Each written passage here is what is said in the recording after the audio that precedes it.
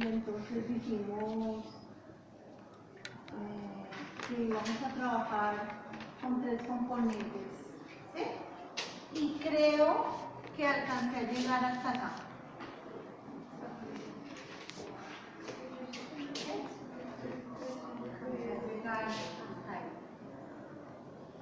Pero no recuerdo si alcancé a, creo que sí, alcancé a hablar de variables, y dentro de esas variables creo que alcancé a hablar de capacitancia, de resistencia y de distensibilidad. ¿No? No acuerdo de menos.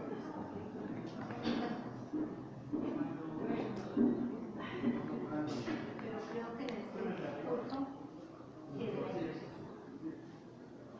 Entonces, vamos a continuar.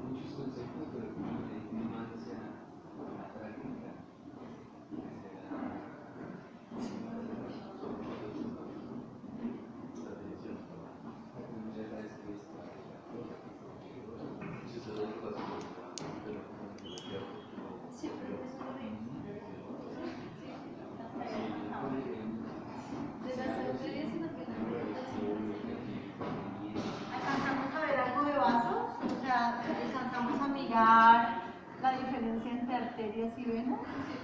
Ah,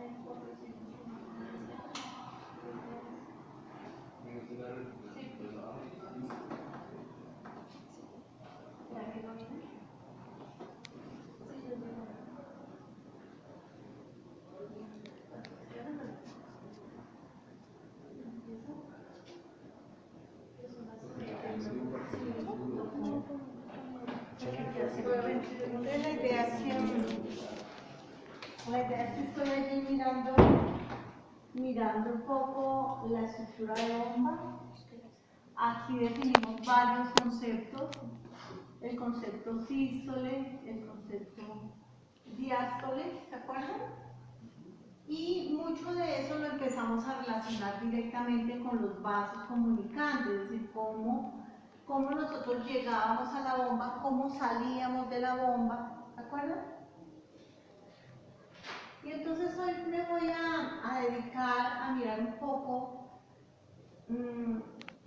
la dinámica del sistema, es decir, cómo vamos a funcionar en la dinámica del sistema, teniendo en cuenta que salgo de la bomba o entro a la bomba, de acuerdo a sus características.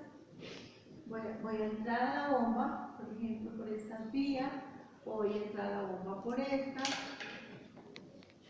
o voy a salir de ella por estas vías, o voy a salir por estas. Resumiendo, pues, las opciones. Entonces, bueno, esto por allá pasa y los sistemas son terribles y eso no abre, y no sé por qué.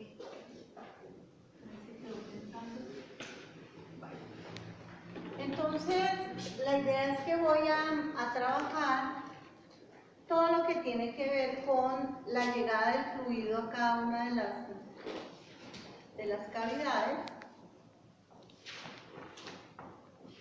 Pero esencialmente lo que está sucediendo a nivel de las arterias principales, que son nuestro mayor ejemplo, digamos, en términos de manejo de presiones y este tipo de cosas, y lo que va a estar sucediendo en términos de presiones, si ustedes recuerdan, presiones de succión, ¿se acuerdan? Para diástole, ¿sí? Pero también presiones positivas para sístole, ¿se acuerdan? Bueno, entonces voy a empezar mirando algunas cosas que van a ser importantes en el análisis. Entonces, por ejemplo, si estoy mirando los vasos, si nosotros observamos un vaso que tiene un comportamiento, de acuerdo a la característica de la pared, ¿sí? Entonces nosotros decimos, por ejemplo, esta es una estructura de tipo arteria, entonces vamos a mirar como las variables que están involucradas en ese proceso. Entonces, este es un vaso de tipo arteria. ¿Qué cosas nosotros deberíamos tener en cuenta en el paso del fluido y en la direccionalidad del fluido? Por ejemplo, si esto fuera una arteria aorta, la entrada sería a partir de lo que está haciendo el ventrículo izquierdo, ¿cierto que sí? La entrada sería a partir de lo que está haciendo el ventrículo izquierdo, y la fuerza por unidad de área que mayor que esta pared estaría. ¿Se acuerdan de la gráfica? ¿Alcanzamos a analizar la gráfica de arterias y venas? No. Ay, bueno, voy a tratar de hacer este. Entonces, cuando miro la fuerza por unidad de área, el choque del fluido que está entrando desde el ventrículo izquierdo en contra de la pared de la arteria, voy a tener que preguntarme, ¿cuál es esa fuerza por unidad de área? En términos de la sístole y en términos de la diástole, ¿sí? ¿Qué esperaré que suceda? Pues que la mayor presión se esté dando durante la sístole, mayor fuerza por unidad de área, y que la menor presión del sistema se esté dando durante la diástole. Entonces usted siempre se va a encontrar dos números, siempre se va a encontrar dos números. Cuando le hablan de una presión sobre una arteria, entonces le dicen, ¿sabe qué? 120/80, ¿se ha oído eso? ¿Sí? Sí. ¿Y cómo lo miden? ¿En qué unidades lo miden? Entonces, mire, lo miden en milímetros de mercurio. ¿Sí? Eso es lo que van a ver. ¿Cómo lo miden? Lo miden en milímetros de mercurio. ¿Sí? Con toda una metodología que no nos interesa por ahora.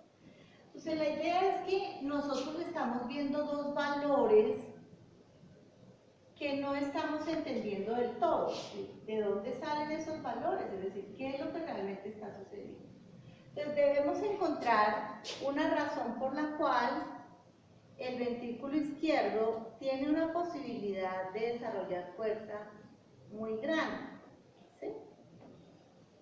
Entonces una de las características es que el desarrollo de la estructura muscular de la pared del ventrículo izquierdo es mucho mayor que la del ventrículo derecho. Si nosotros construyéramos una máquina que se pareciera a la estructura cardíaca, lo que nosotros argumentaríamos con respecto a este diseño sería seguramente que la fuerza por unidad de área que necesitamos en esta vía es una fuerza menor, esencialmente porque vamos a unas estructuras que se encuentran muy cerca, en este caso serían las estructuras pulmonares, ¿sí? Pero en el caso del ventrículo izquierdo, lo que nosotros argumentaríamos es que la fuerza por unidad de área necesita ser de gran magnitud durante la sístole y por esa razón el material o el sistema debe bombear con más fuerza, ¿sí? Pero ¿qué debemos tener en cuenta cuando... Ay, me puse derecho. ¿Qué debemos tener en cuenta cuando nosotros miramos este sistema? Pues esencialmente que esta estructura no solamente experimenta sístole, sino que esta estructura también va a experimentar diástole. Entonces lo que vamos a ver acá en este sistema es un flujo de tipo pulsátil. ¿Cómo es un flujo de tipo pulsátil? Pues que cada vez que esta bomba se contrae para expulsar el fluido, realmente el impulso es con toda la fuerza sobre la pared. Pero cuando hace eso, está simplemente expresando la fuerza generada por la contracción de la pared del ventrículo izquierdo. Pero va a haber otra cosa que nosotros no esperamos, y es que como él evacúa, también se relaja y se llena. Entonces, cuando el sistema evacúa con fuerza, luego retrocede. Y entonces vamos a ver que el fluido arterial va a hacer eso. Y así avanza, ¿no? ¿Y eso qué quiere decir? Lo único que quiere decir es que se va a estar moviendo entre dos condiciones. Todo el tiempo se va a estar moviendo entre esas dos condiciones. Tiene la presión en la sístole y la presión ejercida en la diástole, que es la menor presión a la cual es sometida la pared del vaso.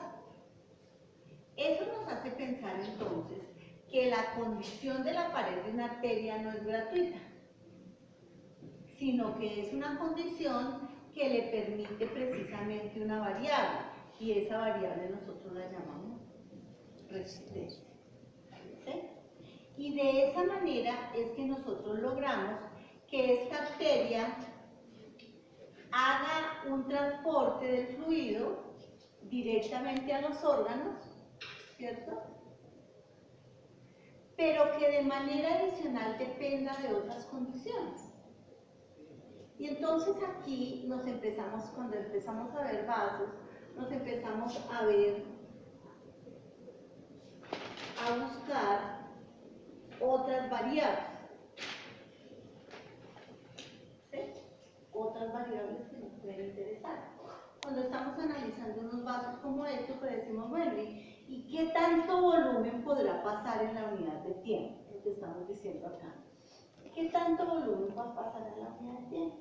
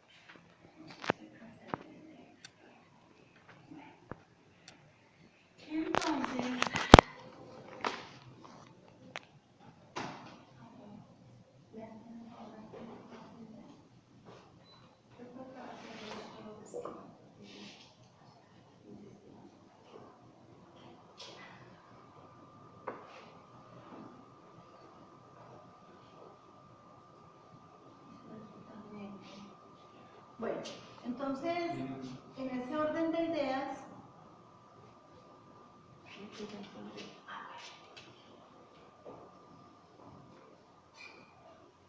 voy a mirar cómo analizar ese caudal a través de un vaso.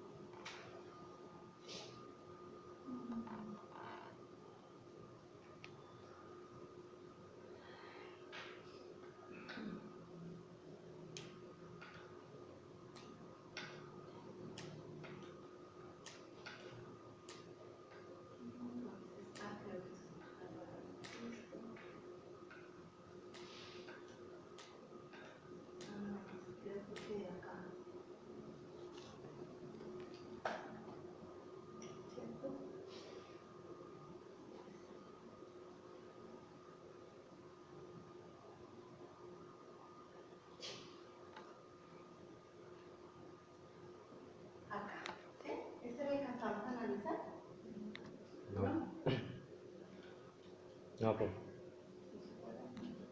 Bueno, entonces, la idea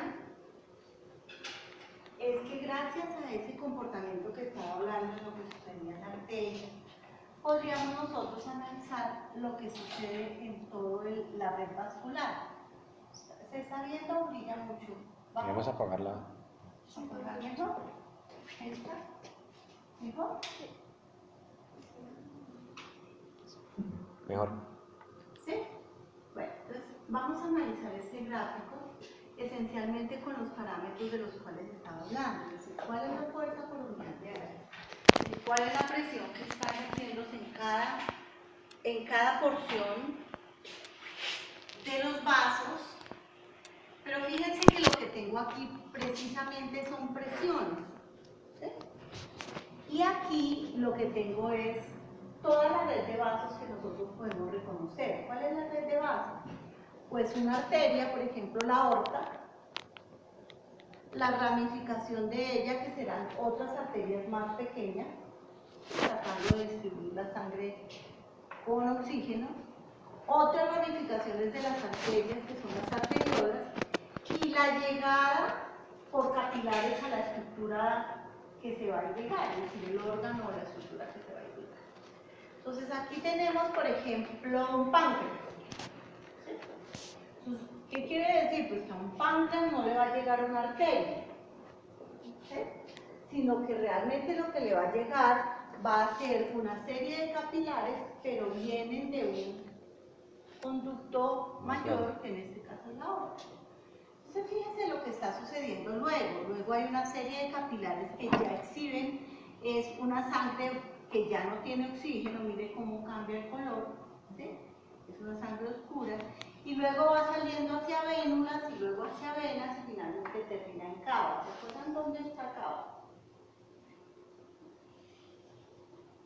Para entrar a la aurícula derecha, ¿sí? Para entrar a la aurícula derecha. Toda esa sangre que viene del cuerpo pues entra por cavas a la aurícula derecha. Pero acá no nos interesa tanto eso, sino analizar dos variables importantes que para nosotros son fundamentales cuando hablamos de vasos. Y son la variable presión, en este caso sistólica y diastólica, ¿se acuerdan que es lo que estaba hablando ahorita?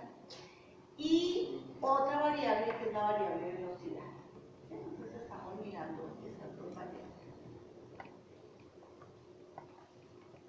Cuando estoy en la aorta, entonces estoy en el ejemplo que estaba dando, ¿sí? Aquí en la aorta, que tengo una presión sistólica alta, ¿sí? Cercana a los 120 milímetros de mercurio, y una presión diastólica que normalmente se mueve entre 60 y 80, ¿no es cierto? Pero acá pues tengo un valor cercano. Miremos lo que sucede entre aorta, que es la arteria principal que sale del ventrículo izquierdo, y otras arterias. ¿Pasa algo en términos de presiones y velocidad? ¿O se mantiene?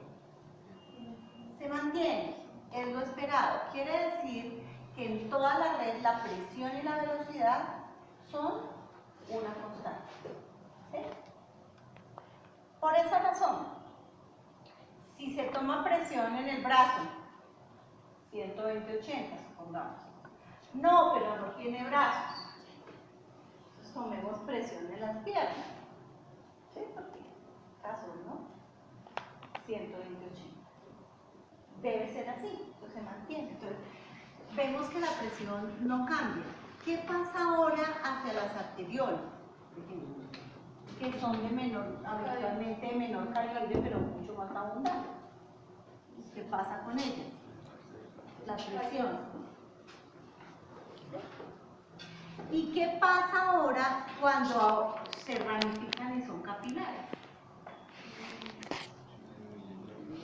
Disminuye totalmente, ya no hay una diferencia clara entre presión sistólica y diastólica, pero pasa algo con la velocidad. Cae totalmente. Algo que era muy veloz en la aorta y en las demás arterias, ahora es muy lento. ¿Sí? Si nos pidieran explicar esto, necesitaríamos tener muchísimos argumentos para poder sustentar ese proceso. ¿Por qué? Porque es que uno pensaría que las arterias tendrían baja capacitancia. ¿Le parece que eso es una realidad? A uno le parece que las arterias tendrían baja capacitancia, alta resistencia, ¿se acuerdan? Y baja extensibilidad, es lo que espero de las arterias. Entonces, si esas características podrían ser la razón de que las presiones sean altas, le pregunto, ¿esas características son las que hacen que las presiones sean altas? ¿O hay alguna otra característica que haga que las presiones se manejen de esa manera? ¿Cuál? Pero variables físicas como la presión. ¿Cuál es la razón para que la presión sea alta en toda la red arterial? ¿Alguna de las variables que he nombrado tendrá la explicación de esa presión alta? ¿Cuál? La resistencia. La resistencia. Una.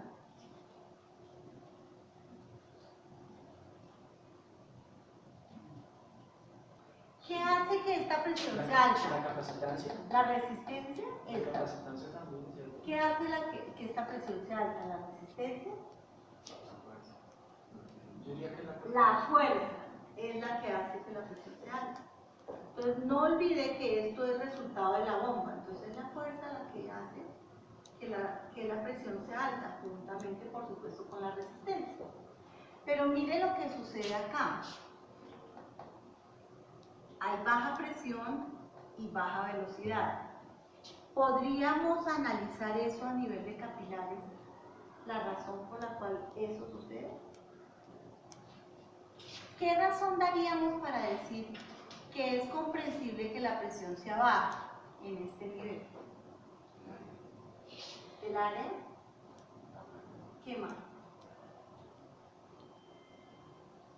O sea, que la fuerza sea como repartida El caudal. Que se está ramificando mucho. Okay. ¿Cómo es el diámetro acá? El grosor de las Menor. paredes es menor. El espesor. Muy bien. El espesor de la pared es menor. Entonces, si se mantuviera la presión de la arteria, ¿sí? Se mantuviera la presión de la arteria entrando al capilar, ¿qué? Chao, ¿no? La pared revienta y es lo que pasa generalmente, ¿no? Entonces, cuando la presión es muy alta, cuando llega a los capilares, no se ha hecho este mecanismo y los capilares revientan. La pared es muy delgada. Pero hay una razón de ser de esta velocidad pequeña. Y la razón de ser de esa velocidad pequeña es que es en este lugar en donde se hace intercambio. Es decir, que a través de la pared de los capilares, si esto fuera un órgano, si aquí yo tuviera un órgano, es a través de la pared capilar que se dejan cosas en el órgano y se toman cosas del órgano y se llevan a la circulación. Y por eso la pared delgada. Entonces, una alta velocidad, como en el caso de la arteria, no permitiría el intercambio de la manera adecuada. ¿Sí? Nosotros lo entendemos y sabemos que esto físicamente está perfectamente hecho. ¿Sí? Nosotros lo que hacemos es tratar de entender lo que ya está hecho y que funciona súper. Entonces, aquí lo que estamos diciendo es que la velocidad baja esencialmente por esta razón. Y que la presión realmente está siendo...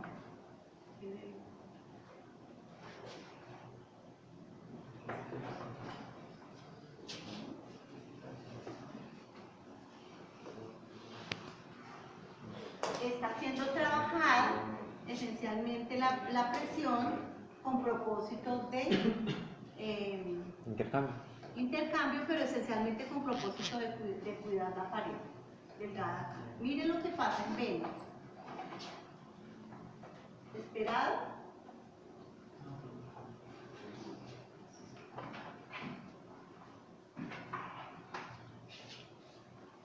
presión?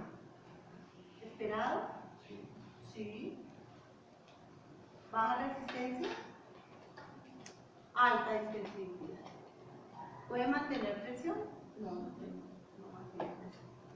Entonces, por esa razón, tenemos ese comportamiento. Mire lo que pasa con la velocidad luego de salir de los capilares, pero nunca llegando a este nivel. ¿Sí? La mayor velocidad será en los tubos ya que nosotros llamamos arterias.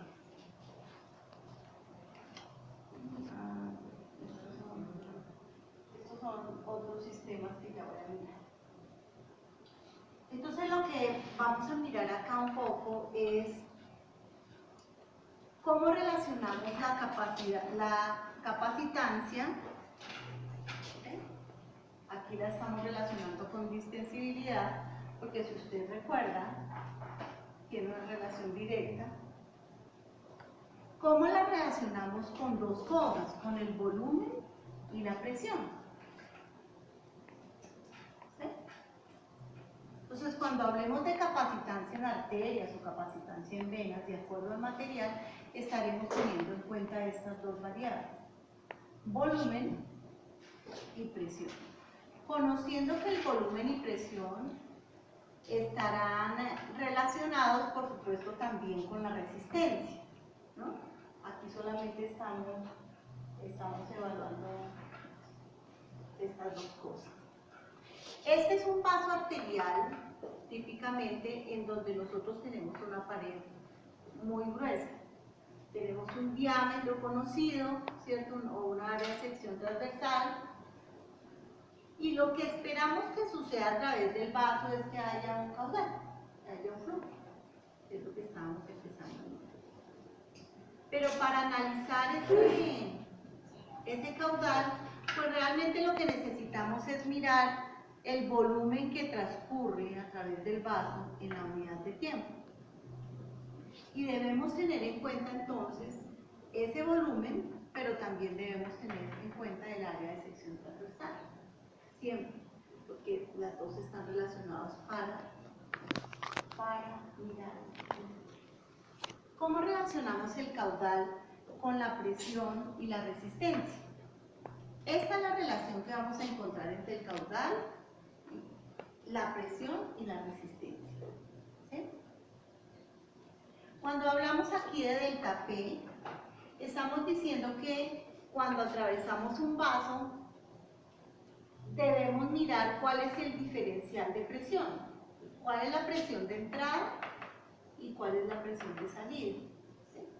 Si esto fuera una aorta, ¿qué diríamos en términos de P1 versus P2?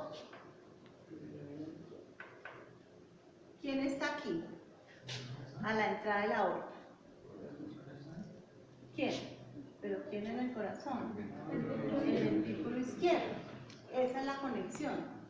¿Sí? ¿Y hacia dónde va este fluido? Hacia el cuerpo. Es una aorta. ¿Sí? Entonces nosotros diríamos, si sale del ventrículo izquierdo, especialmente en la sístole, y va hacia el cuerpo, tenemos una direccionalidad que nos está diciendo algo. ¿Qué nos está diciendo? Que P1 es mayor que P2.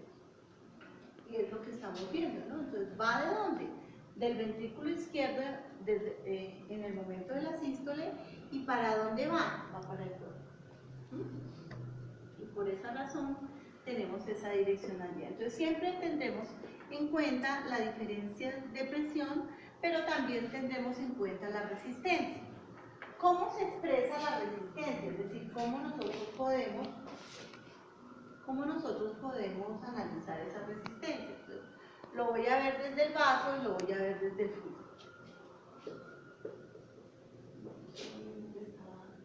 Hablando. Entonces voy a mirar cómo se expresa la resistencia. ¿Sí? Por ejemplo, la resistencia al flujo puede ser coartada, digamos, o puede ser trabajada desde este punto de vista que está mostrando la imagen, ¿no? ¿Qué es lo que está sucediendo? ¿Qué pasa ahí? Pues el interior del vaso se está llenando de grasa. ¿Sí? ¿Común? No. Totalmente común. Es decir, este evento empieza y ya hay investigaciones que nos muestran que en la mayoría de poblaciones a partir de los 7 o 8 años de edad, esto ya empieza a suceder. ¿Sí? Entonces uno dice, no, pero es una condición. Las grasas y la forma de alimentación empiezan a ir directamente a los vasos. ¿Sí? Entonces, ¿qué empieza a pasar con los vasos? Los vasos se empiezan a tapizar de grasas en la pared. ¿Sí? Y usted, no, pero yo casi no voy al palacio del colesterol, ¿no? Pero no es eso, ¿no? Es que todo lo que consumimos pues tiene contenido de grasa, ¿sí? O más o menos, pero siempre grasa. Entonces las grasas empiezan a hacer eso. Y cuando empiezan a hacer eso, lo que empiezan a hacer es que si yo miro esto en transversal, entonces lo que empiezan a hacer es esto. ¿Sí? Entonces, con el paso del tiempo, ¿no? Y con el empeoramiento de la calidad alimenticia, ¿no? Y sin darnos cuenta, estamos aumentando la resistencia. ¿Sí? Y por supuesto, esto trae consecuencias en términos de las presiones. Y generalmente lo que vamos a hacer es que a partir de esa característica, la presión aumenta. Entonces, cuando hablamos de resistencia, necesitamos mirar dos cosas. Necesitamos mirar el vaso, pero también necesitamos mirar el fluido. Entonces, en este caso lo que estoy mirando es que esta resistencia se expresa de la siguiente manera. Aquí tenemos la viscosidad y aquí, que es una característica del fluido. ¿Sí? Pues veremos que la viscosidad realmente es una fuerza, ¿sí?, entre capas sucesivas de fluido. Y tenemos el vaso aquí expresado en longitud. Pero miren lo que estaba hablando antes, que tiene que ver que un vaso se estreche por alguna razón, es decir, que disminuya su sección transversal, sea por depositación grasa, sea porque el vaso se ha cerrado por alguna razón. Entonces, fíjense que esto me está diciendo que pequeños cambios en R, de acuerdo a la potencia, hacen muy buenos cambios en resistencia. Pequeños cambios de R hacen grandes cambios en la resistencia. Cambios en la viscosidad, es decir, en las características del fluido, también harán cambios en la resistencia. ¿Sí? Y al aumentar la resistencia, ¿qué pasa con la presión? Aumenta. ¿Sí? Entonces tenemos una relación directa entre resistencia y presión. ¿Qué está sucediendo en la imagen? Pues lo que está sucediendo en la imagen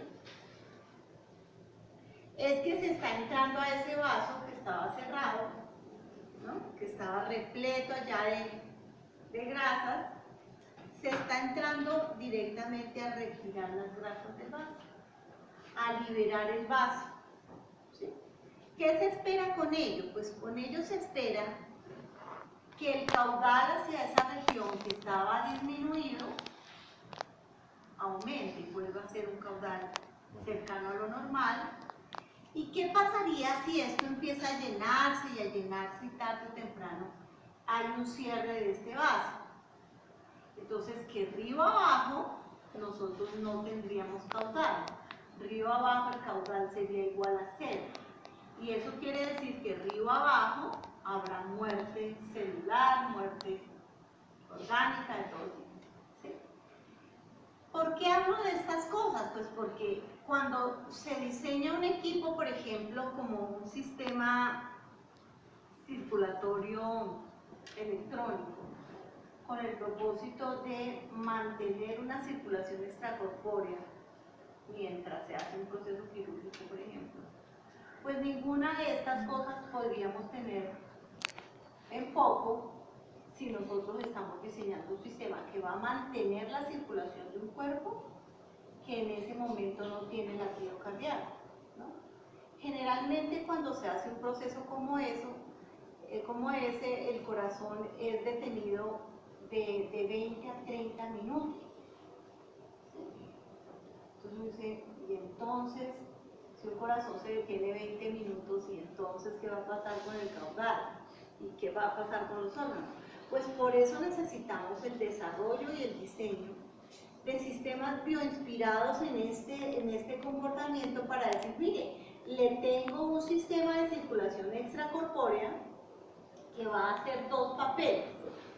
Va a hacer el papel de sistema circulatorio y de manera adicional va a hacer las veces de pulmón. Eso va a tener dos funciones. Ay, eso se pone muy complicado. ¿Sí? Está fácil diseñar, no es fácil, porque ahora veré todas las variables que debería tener en cuenta para hacer un diseño como este. ¿Sí?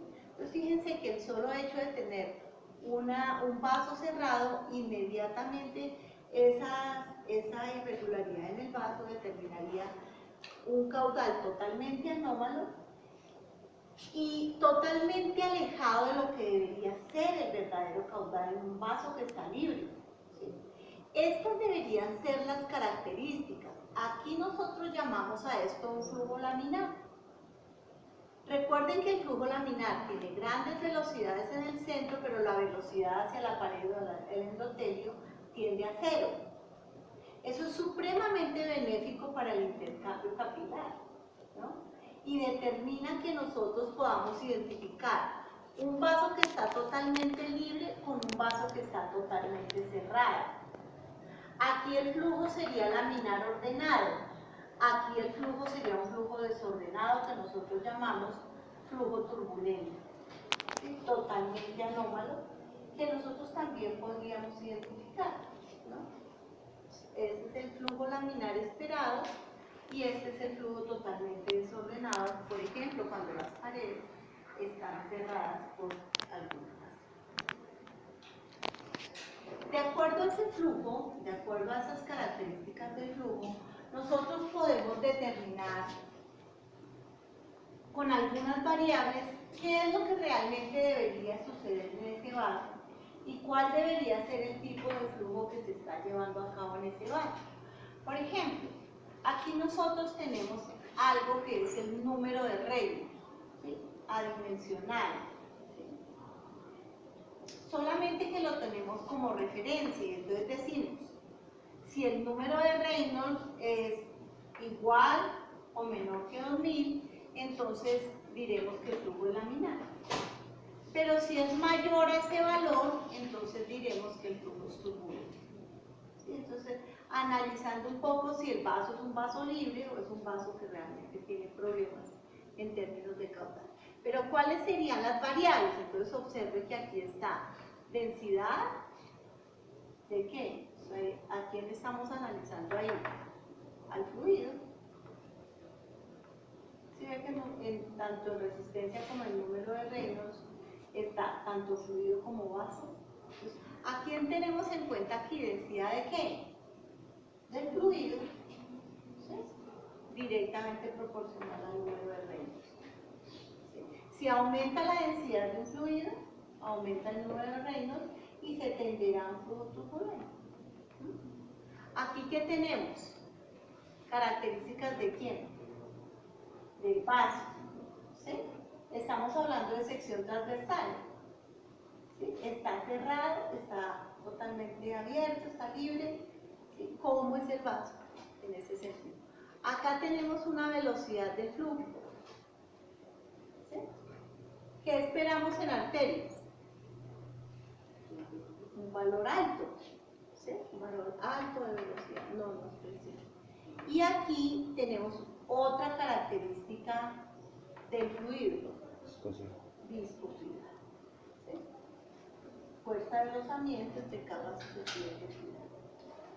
¿Cómo analizar entonces el caudal? Es decir, ¿cómo nosotros podríamos decir, bueno, voy a diseñar un sistema, ¿no?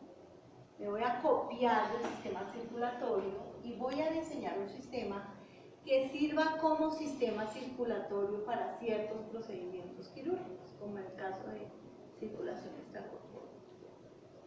¿Qué deberíamos tener en cuenta? Pues lo que dice Poisson es que nosotros deberíamos tener en cuenta, por ejemplo, la diferencia de presión, ¿sí? Delta P. P1 menos P2. Eso deberíamos tenerlo en cuenta. ¿Por qué? Porque recuerden que la diferencia de presiones es la que nos va a dar la direccionalidad del flujo, ¿sí? Sabiendo que siempre vamos de mayor a menor presión. Entonces, delta P va a ser una relación directa con Q, juntamente con algo que también estábamos estudiando anteriormente, y es cuál es la sección transversal. Y decíamos que pequeños cambios en el radio estaban haciendo grandes cambios en el caudal, es decir, procesos en donde nosotros vamos a ver incidencia fuerte, es esencialmente el cambio de radio, ¿sí? Es decir, abrir o cerrar el vaso. Recuerden que aquí hay un proceso natural que nosotros tendríamos que, en un diseño que no es natural, sino es tecnológico, nosotros tendríamos que jugar esencialmente con los diámetros de estas mangueras y de estos conductos que utilizamos, porque habitualmente no podremos emular el comportamiento de los vasos. ¿Qué digo con eso? Que un vaso puede hacer dos cosas. Un vaso puede vasodilatarse, pero también puede vasoconstreñirse. ¿Y a qué me estoy refiriendo? A aumentar su radio o a disminuir su radio. ¿Por qué lo hace con tanta facilidad? Pues porque es una estructura biológica hecha de músculo. Entonces, si tiene músculo y su pared está diseñada para que ese músculo o se contraiga o se relaje. Entonces, esas contracciones disminuyen el radio. Y si disminuyen el radio hacia un sector, pues quiere decir que el caudal se va a ver afectado hacia ese sector. Yo no sé si han oído eso, ¿no? Que, por ejemplo, las abuelas decían, usted acaba de almorzar, no puede meterse en la piscina. ¿Se ha oído eso? Entonces, no, tan aburrida, ¿no? Pero realmente no es eso, realmente es que todo tiene que ver con estos procesos. Los procesos vasodilatadores importantes, por ejemplo, sistema digestivo durante el proceso de trabajo con el alimento que se acaba de consumir. Entonces, ¿qué quiere decir? Que si hay vasodilatación en un área, por ejemplo en el estómago, el sistema digestivo, va a haber vasoconstricción en otra área para mantener la presión en todo el sistema. ¿Sí? Entonces, si el sistema tiene un gran caudal hacia el sistema digestivo, porque ese es el proceso que se está llevando a cabo, va a tener un poco caudal hacia otras regiones del cuerpo. Entonces, si usted obliga a que el caudal fuera de eso se reparta entre el sistema digestivo y el músculo, porque usted va a empezar a nadar, entonces lo más probable es que usted empiece a quitarle caudal, por ejemplo, al sistema nervioso y especialmente a la parte alta del cuerpo. Entonces, es muy probable que estando nadando, recién almorzado, entonces de un momento a otro haya hipoxia cerebral y usted pierda la noción del tiempo, ¿sí? Y se vaya. ¿No le ha pasado? A mí sí. Entonces, cuando uno mira eso, uno puede ser buen nadador, pero si hay hipoxia, se pierde la noción de dónde es arriba y dónde es abajo. Total. De tal manera que salir no es tarea fácil, ¿no? Entonces, esto es demasiado importante cuando uno quiere emular ese comportamiento en un sistema que va a proporcionar, por ejemplo, oxígeno a un cuerpo y que necesita manejar un caudal suficiente que salga del cuerpo pero que vuelva a entrar lleno de oxígeno. Ya va a mirar. ¿Qué pasa aquí en el denominador? O sea, ¿qué pasa en el Poisson cuando estamos mirando el denominador? Pues aquí hay componentes de vaso y también hay componente de fluido. ¿Sí? Vuelve a aparecer la viscosidad como un oponente al caudal, ¿sí? Y vuelve a aparecer la longitud, que la teníamos también una relación con la resistencia, ¿de acuerdo? Entonces, cuando miramos Poisson, lo que nos está diciendo es que hay algunas variables importantes que debemos tener en cuenta para mantener el caudal hacia un sector.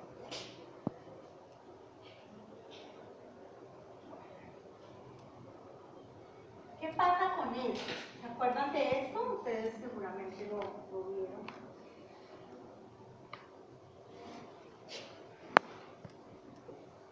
Pasa definitivamente en el sistema circulatorio, ¿no?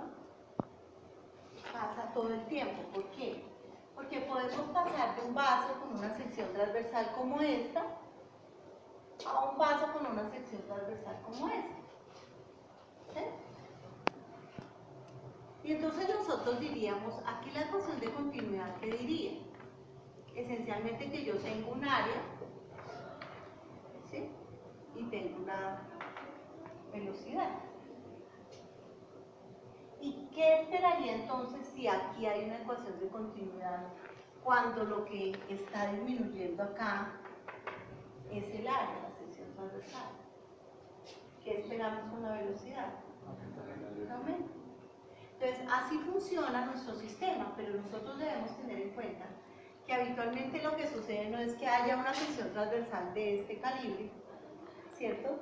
Y solamente un vasito de un calibre como este asociado a este, sino que lo que vamos a tener realmente es una red de vasos muy importante que va a tratar de distribuir, ¿sí?, todo el volumen que es necesario para un órgano a partir de toda esa ramificación capilar.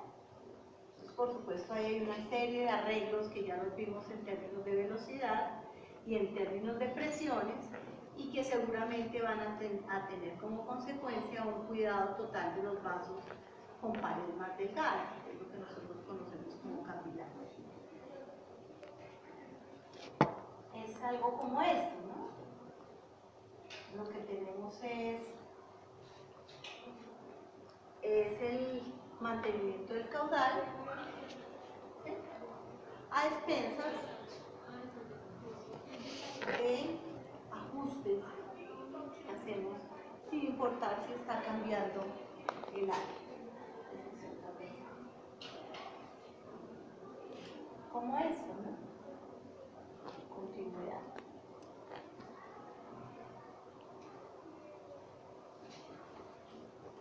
Miren esto que estaba analizando anteriormente, ¿no? Aquí graves y aquí más.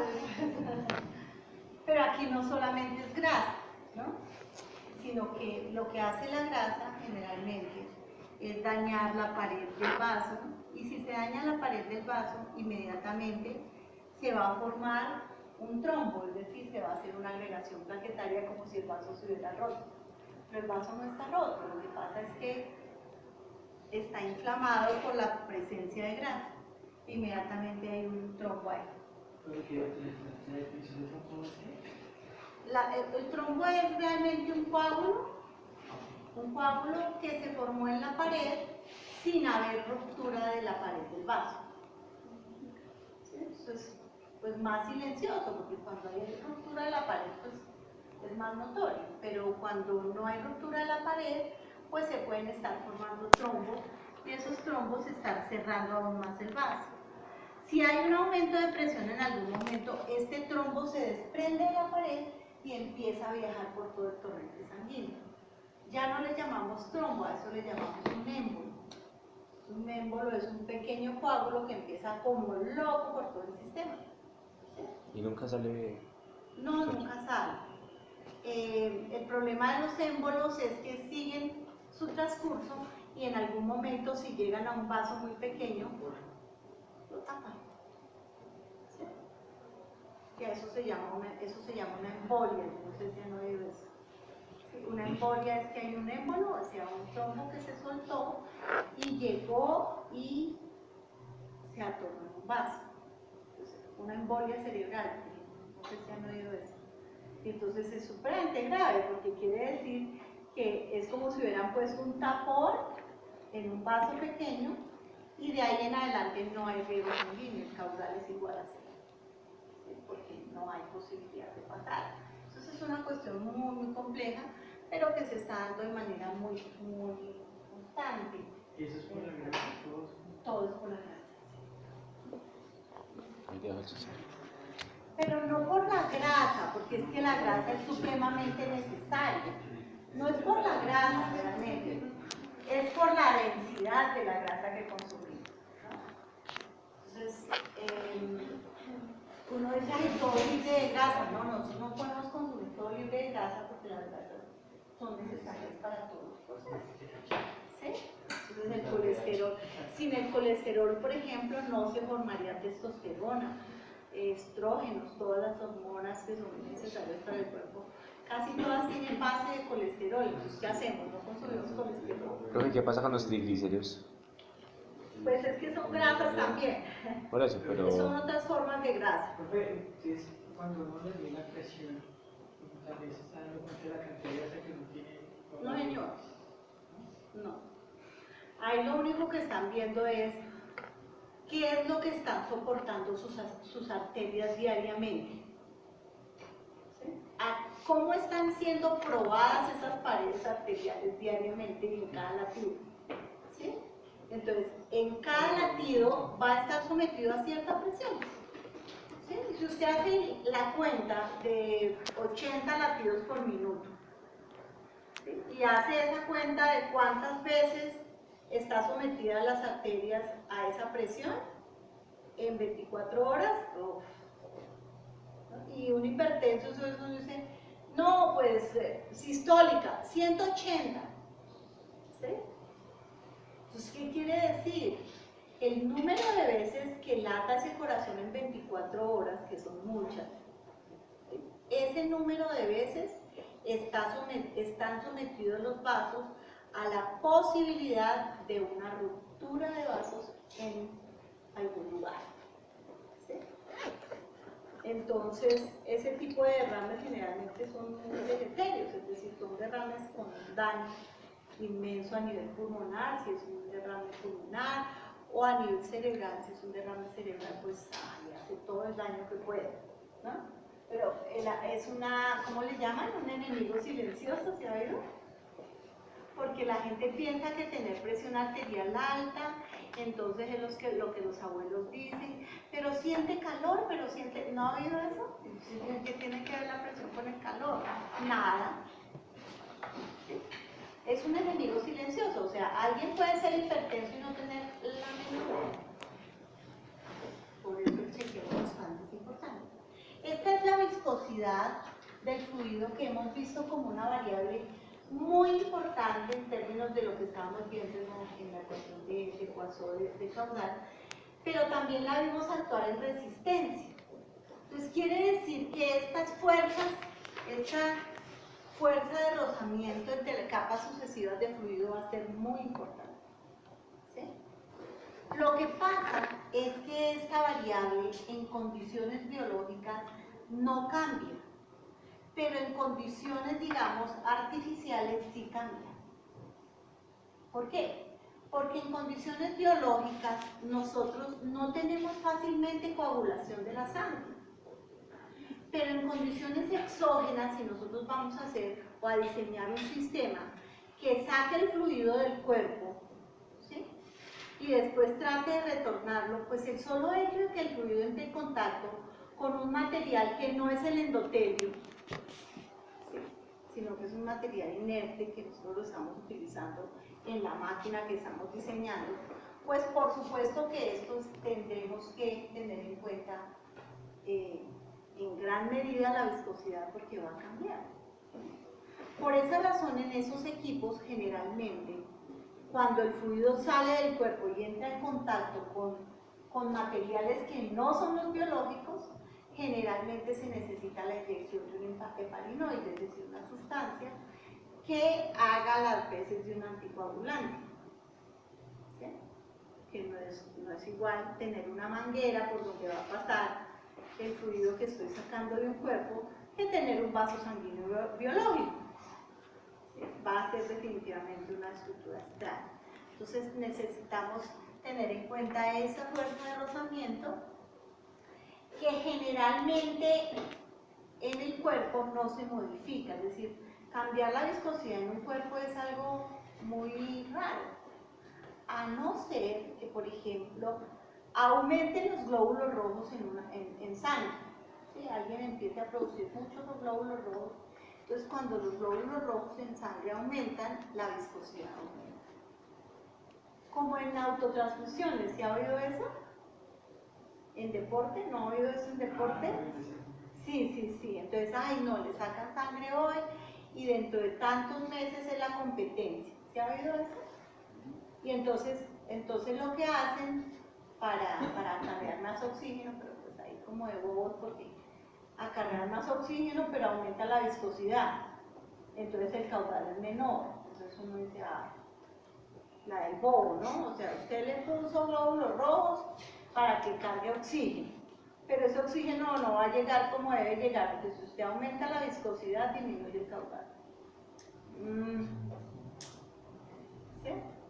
Entonces sí hay la autotransfusión que maneja más aquí la parte emocional y la parte, ¿sí?, mental que otra cosa, entonces ese día vuela porque pues se supone que tiene más glóbulos rojos.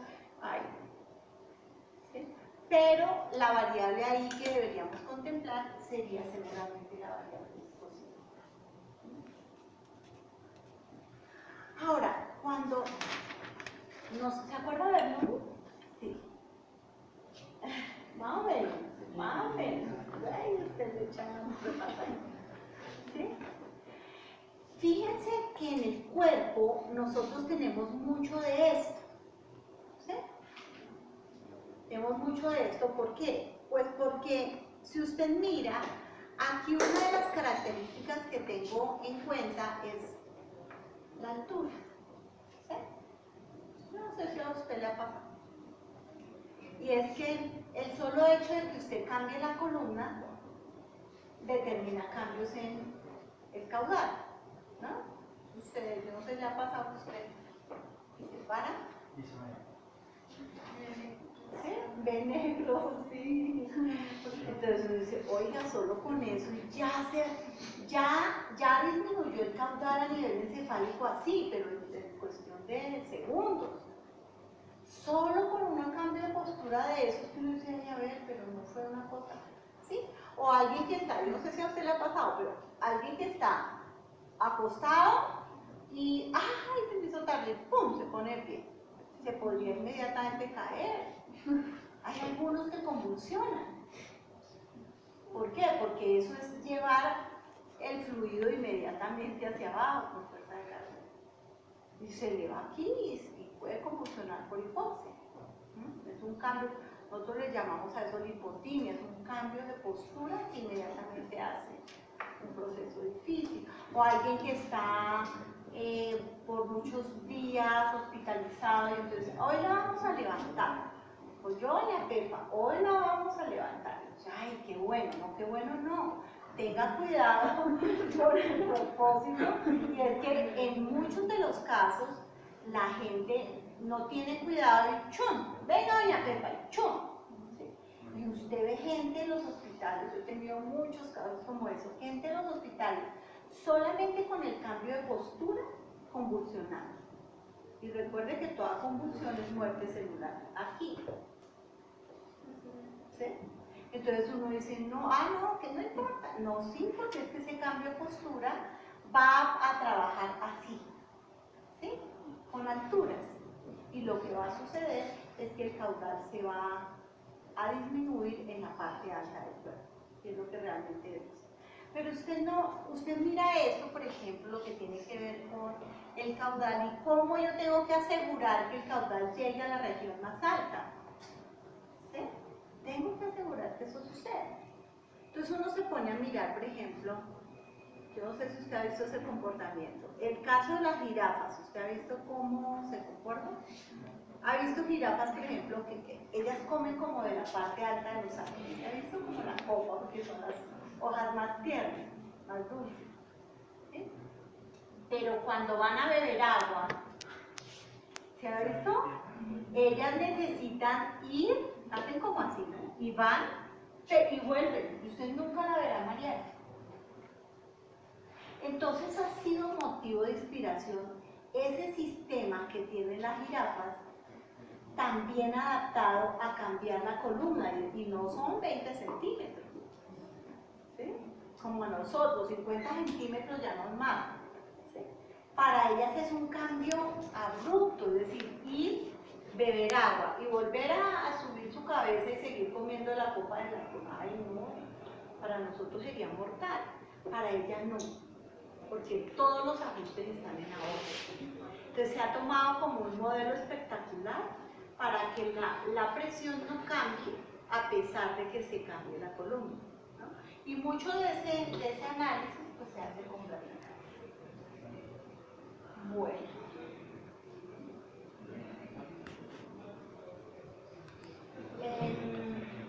Máquina de circulación extracorpórea, ¿no? Todo esto a qué conduce. Pues chévere mirar que el corazón es una bomba, chévere mirar que hay un fluido que se llama sangre, y chévere mirar que hay un poco de vasos que funcionan a la perfección. Sí, cierto que sí. Pero ¿qué hacemos si necesitamos una circulación extracorpórea?